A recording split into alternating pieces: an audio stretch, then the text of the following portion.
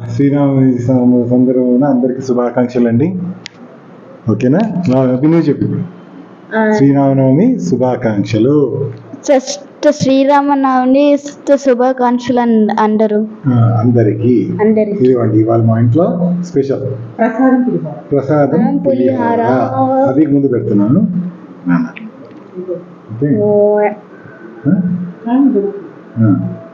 నాకు కొద్దిగా ఓకే. దాని తర్వాత గారం. ఓకే. సో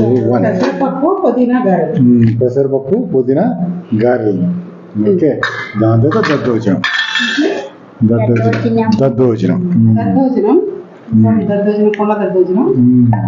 బీరకాయ పచ్చడి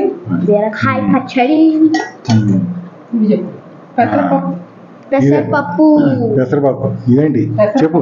పెసరపప్పు కొబ్బరి ఏంటి? పెసరపప్పు కొబ్బరి వడపప్పు రాముడికి ఇష్టమైందన్నమాట. కొబ్బరి వడపప్పు వేసి కలిపేసి చేసి